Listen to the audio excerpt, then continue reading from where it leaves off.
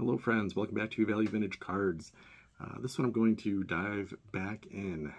Not too long ago I did a video that was 10 cards, 10 decades, and spanned the entire 20th century. So basically 1900 something up to 1990s. And I had a lot of fun doing that. A few of my good friends said that was kind of a fun twist on just running through some random cards. It gave a little bit of a focus or fun theme to it. So I'm going to dive in again and do a second one of these. It's been fun to kind of curate and look through and try and find a theme within the theme. So I'll reveal the theme as we go through and see if you guys can guess it as we're going through. So let me flip it around and start showing you some cards. All right, folks, let's jump in here. For the 90s, I selected for this theme to use David Cone. So David Cone is one of my favorite players of that era, but also, so I can get in close enough, there you go, you can actually see it, Operation Desert Shield. These are much tougher than the typical Topps cards of that era, obviously. 91 Topps, everything looks about the same except for that nice little embossed Desert Shield. So most of the players go for pretty healthy coin. Cone is a little less respected in that era from the card community, so he's definitely on the most affordable you can find in that set, but he's my representative of the 90s cards. In the 80s, I thought I would go with a card that as a kid I was definitely chasing, and as an adult you realize it's probably gone down since we were kids in price.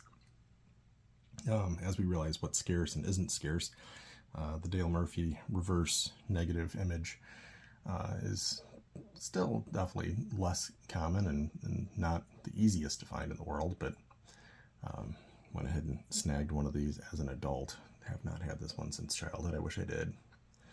But again, I kind of laugh at that. That's an 8. Number chasers, I don't know what you're looking at. Look at that, look at those corners. Image, perfection, corners, centering. What's the issue with this card? Numbers are silly.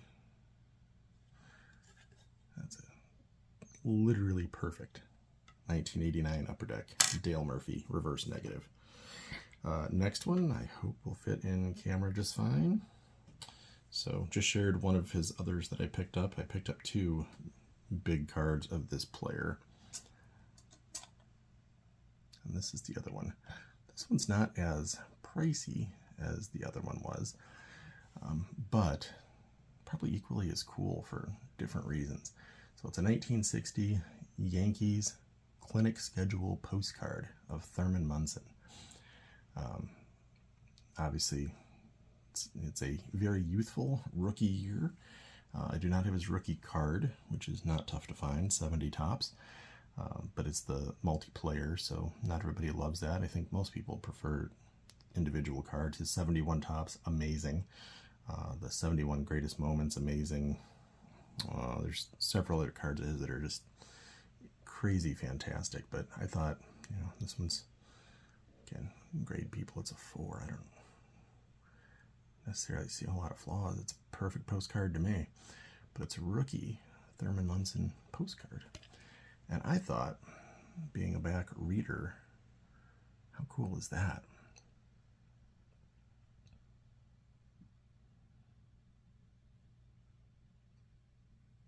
That's just fantastic. So absolutely love having this in the collection. If you're not as familiar, check them out. 1970 Yankees clinic schedule postcard. They're out there. They're not the most scarce, crazy thing in the world, but I think it's super neat. 1960s.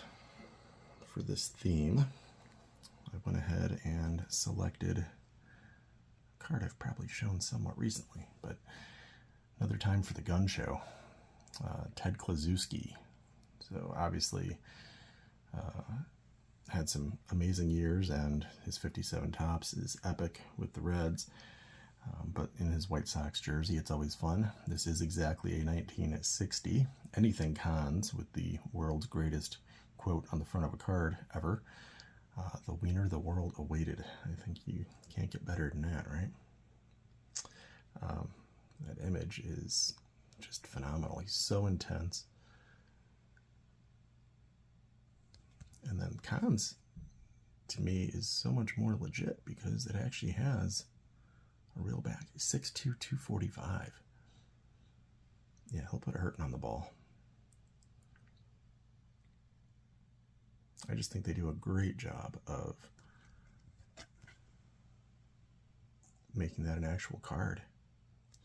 So, 1960s, Cons, Ted Kluszewski. In the 50s, this is actually a 1957 Sohio. I believe that they were issued in Southern Ohio, if I remember correctly. It's a gas station card. This is the weirdest thing in the world. I have 2 of these. I don't know how that happens. Well, I do, but it's crazy. Roger Maris. So it's a 1957. If you recall, 58 Topps is his rookie. These are blank back by nature. You'll see the back of this one in a second. I thought cool image. You know, again, he's with Cleveland at the time, so you see the Cleveland hat. If I take a dive in and get really in close, this one's got some kind of mark staining on it. So again, I mean, the corners look nice. The image is fantastic. Facsimile signature. It's not autographed for sure, but great image. You know, you send that in because the marks, you're going to end up with a 1 or a 1.5 or something like that. Plus the back is artistically marked up. So somebody used this to try and get their pen started or something. I don't know, or I'm not sure what that is. Is that shorthand? I can't tell what's going on. But I wanted to show this because I actually wrote on the back, talk about like ways of how do you label your cards. Just do this. If you want to leave it to your heirs, you can put a year you bought it on there, but it's a 1957 Sohio Gas. I bought it for $15.89. How crazy is that? It's like a pre-rookie Roger Maris for under 20 bucks. Love it. So that is my 1950s representative. 1940s. We're going to go BVG Holder. Beckett for the win on this one.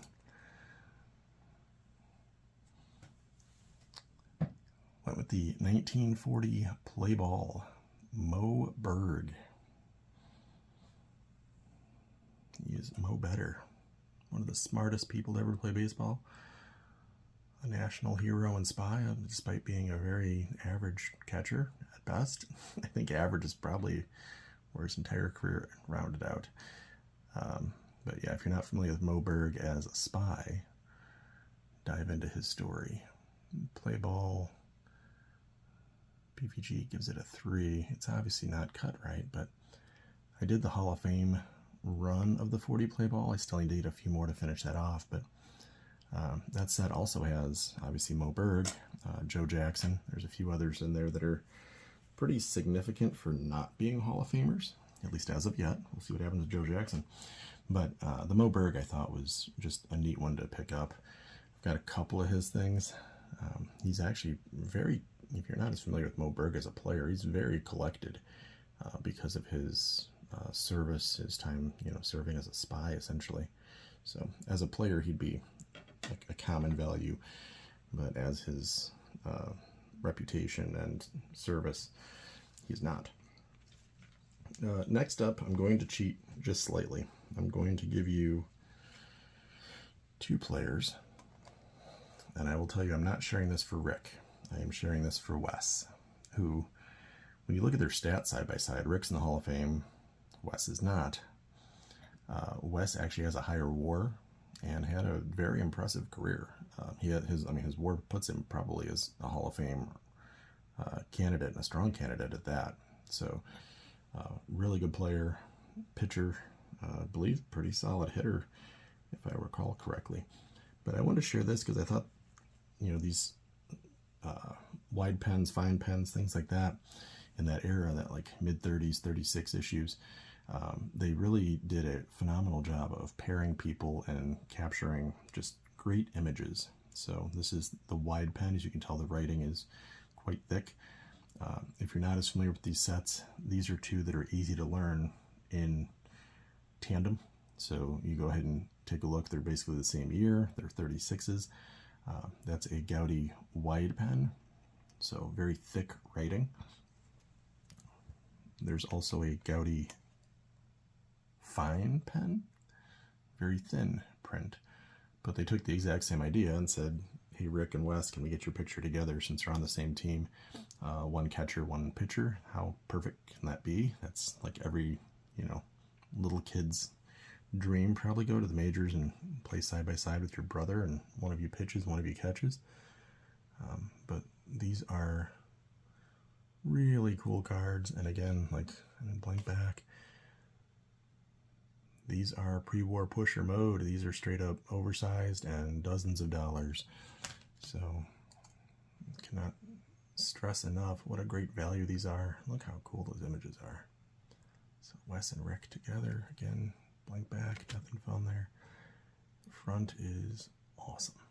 So I wanted to share both of those and kind of double down and cheat a little bit. So that's my 30s. In the 20s, another set that is phenomenal, and a player that I have emphasized a couple of times. We'll see who it is in just a second when I bring the card a little bit closer, but the image of itself is just so neat. These are 1929 cash-ins. I believe it's what, R316, I believe. Little bit of damage on there, but that image is still completely clear. Frank Lefty O'Doul, for a very short time, one of the most prolific hitters. Philadelphia National League. I mean, he was a 380, 390 hitter. Some power, just not the sustained career. But he also contributed to the game. I really wish MLB Hall of Fame had a little more basketball Hall of Fame mentality and would look at the contribution of the player in whole, because he contributed to the game of baseball internationally in ways that very few could say they have. So I wish that was on the more considered factors. Here we go. Doug, got another one. So I think before I met Doug, I had no Joe Woods, and now I'm up to like 4. So thank you, Doug, for the education, inspiration, and motivation. And this set is another one. So in the 1910s now. So 1916 M1014 Sporting News, Joe Wood. This one's graded as a fair, so what? There is some imperfection to it. That's the set, though. If you're not as familiar with that set, it is one of my favorites because the images they use. That image is just amazing. They number them, so you can actually tell if it's a -4 or -5. I think there's a few players that share the exact same number in both sets, but for the most part, that is what indicates if it's a M101-4 or -5. Look at that image. I always like shoes. I always like the uniform, face, hat. Just everything about that is super cool. This one's a blank back. Some have different backs to them. Sometimes advertising, sometimes they're just the Sporting News. So this is Sporting News, but blank back. That's my Joe Wood, one of my newest Joe Woods. And then the 1900s. That's a tough decade. This one is actually also, somewhat new to the collection. I've had it for a little bit. I don't do as much like pickup reveals. A lot of times I pick them up and I file them away and enjoy them for a bit, and then I figure out where they fit to show. So I don't think I've shown this one on the channel before. But it's a 1906 Fan Craze. The T206, whenever you see it slabbed, they always call him Dummy. And that was, of the era, the nickname given to somebody that was deaf, not I think, as derogatory as it sounds and feels in today's world, but nonetheless, it kind of hurts a little bit to say that. Somebody like Luther Taylor is actually probably pretty intelligent. For a while, he was probably the wealthiest deaf person and considered very successful in both the deaf and baseball communities. So some of the things we know of baseball today were initiated and changed either by or because of Mr. Luther Taylor. So, fan craze game. It's a hit by pitch. Luther H. Taylor, New York. He was in the Giants rotation. He was actually pretty significant. He wasn't, Mathewson, but he was still legit. They had Mathewson, McGinnity, and Taylor at that time. So if he's your third, you're doing well. These are blueback or redback, depending on what league. National League is red, American League is blue. So gets a 5. I mean, cards, kind of, who cares? I just wanted a copy. It's only my second Luther Taylor, and there's not a whole lot of his out there because of the era he played. T206 is probably the most readily found and available. So when I saw the fan craze come up, I thought, that's just a unique chance. It's a set that is caught on pretty well and is pretty desirable at this point. So there's a little bit of a premium to that set. It is pretty tough to come by. Images, to me, are fantastic. So went ahead and figured Luther Taylor would be the one I would add. And if you haven't gathered, I accidentally kind of mentioned with Wes Farrell, the theme of this was 10 players, 10 decades. All are not Hall of Famers, but are significant contributors, and many could end up in the Hall of Fame at some point, should end up in the Hall of Fame at some point. Not all of them should be. Some of these players are ones that probably are Hall of Very Good, or like Mo Berg, just very noteworthy.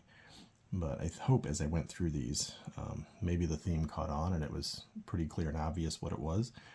Or maybe it was just something where you saw players that you recognized and stories that you knew and said, never thought about it that way. There actually is quite a few players that if you have nothing of them because you only collect Hall of Famers, you're missing telling a little bit of the story of baseball along the way. So hopefully that was a fun way to put a little twist on this theme and just share some fun cards that I really enjoyed in my collection. I will catch up with y'all on the next video. Take care, guys. Have a great one.